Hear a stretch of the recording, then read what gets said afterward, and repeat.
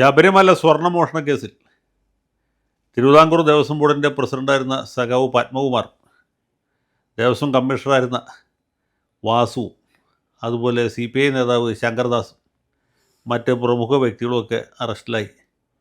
അവരേതാണ്ട് 90 ദിവസത്തോളം ജയിൽവാസം അനുഭവിച്ച് പുറത്തു വന്നു.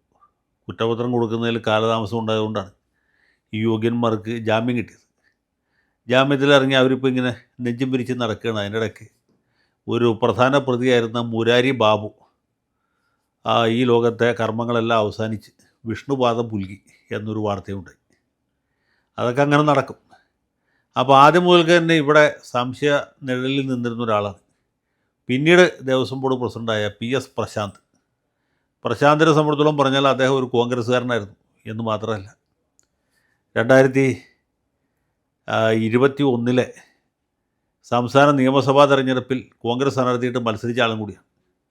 അന്ന് അദ്ദേഹം തോറ്റുപോയി. തോറ്റതിന് ശേഷമാണ് പുള്ളിക്ക് വീണ്ടും വിചാരം ഉണ്ടാവുകയും CPMൽ ചേരുകയും ചെയ്തത്. അപ്പോൾ വന്നു കയറിയ ആൾക്ക് എന്തെങ്കിലും ഒരു സ്ഥാനമോ മാനമോ എന്തെങ്കിലും കൊടുക്കണമല്ലോ എന്ന് വിചാരിച്ചിട്ടാണ് പാർട്ടി പുള്ളിയെ തിരുവിതാംകൂർ ദേവസ്വം ബോർഡ് എന്ന് പറഞ്ഞാൽ ഒരു ചക്കരക്കുടത്തിൻ്റെ ഉത്തരവാദിയായിട്ട് അയച്ചത്. ചക്കരക്കുടമായി കഴിഞ്ഞാൽ കൈയിടാത്തവരാരും ഉണ്ടാവില്ല. ചക്കര ഭരണിയിൽ കൈയിട്ടെന്നാൽ നക്കാത്തവരും കുറവാണ്, ദേവസ്വം ഭരണം കയ്യേറ്റെന്നാൽ കക്കാത്തവരും കുറവാണ് എന്ന് CP പള്ളിപ്പുറം മറ്റൊരു കുട്ടിക്കവിത എഴുതി എനിക്ക് ഓർമ്മയുണ്ട്. അപ്പോൾ സ്വാഭാവികമായിട്ടും ചക്കരക്കുടമായി കഴിയുമ്പോൾ എല്ലാവരും കൈയിടും. പ്രത്യേകിച്ച് പഴയ കോൺഗ്രസ്സുകാരനായ പ്രശാന്ത് കൈയിടാതിരിക്കാൻ ഒരു ന്യായവുമില്ല. എന്നിട്ട് എന്തുകൊണ്ട് പ്രശാന്തിനെ പ്രതിയാക്കുന്നില്ല? ഇവിടെ പത്മകുമാറിനെ പോലെ കത്തുന്ന ഒരു ധീര സഖാവ്, SFI നേതാവായിരുന്ന ആൾ, പിന്നീട് DYFIയുടെ നേതാവായിരുന്ന ആൾ, ശബരിമല അയ്യപ്പനുമായിട്ട് കുടുംബ ബന്ധമുള്ള ആൾ,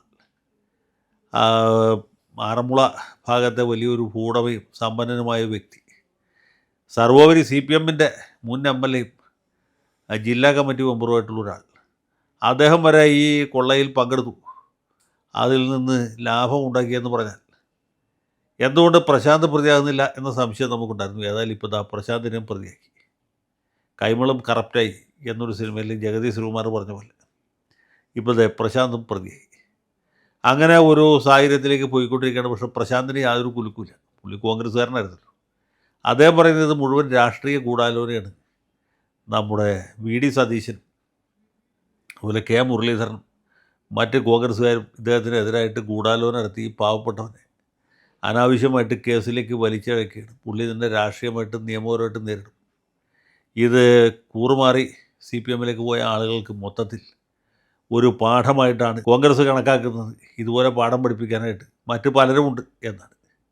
ഇദ്ദേഹത്തെ പോലെ തന്നെ കൂറുമാറി ദേവസ്വം ബോർഡിൽ മെമ്പർമാരായ ആളുകൾ വേറെ ഉണ്ട്. ഇനി അവർക്കൊക്കെ നേരെ ഇതുപോലുള്ള കോടാലി വരുമോ എന്നറിയില്ല. അതുമാത്രമല്ല, ഏറ്റുമാനൂർ അമ്പലത്തിലും മറ്റ് പല ക്ഷേത്രങ്ങളിലും ഈ സഖാക്കളുടെ ഭരണകാലത്ത് വലിയ കൊള്ള നടന്നിട്ടുണ്ട് എന്നാണ് ഇപ്പോൾ പത്ര റിപ്പോർട്ടുകൾ സൂചിപ്പിക്കുന്നത്.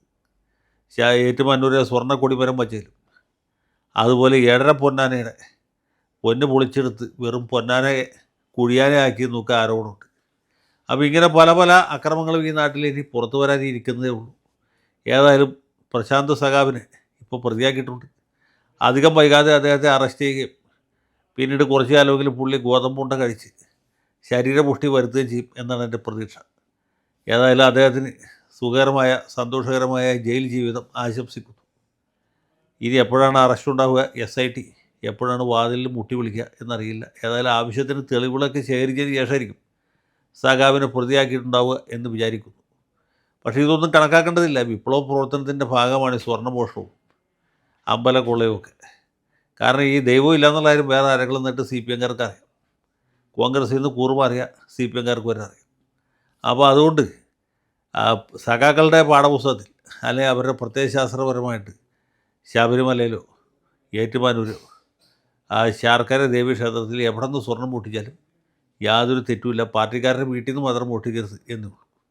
അപ്പോൾ ഏതായാലും പ്രശാന്ത് സഖാവിന് സന്തോഷകരമായ ജയിൽ ജീവിതം ഒരിക്കൽ കൂടി ആശംസിക്കുന്നു. അദ്ദേഹത്തിന് പാർട്ടിയിൽ അടുത്ത തവണ സർക്കാർ അധികാരത്തിൽ വരുമ്പോൾ ഗുരുവായൂർ ദേവസ്വം ബോർഡിൻ്റെ ചെയർമാനായിട്ട് വെക്കട്ടെ എന്ന് മാത്രം ഈ സന്ദർഭത്തിൽ ആശംസിക്കുന്നു. ലാൽ സലാം.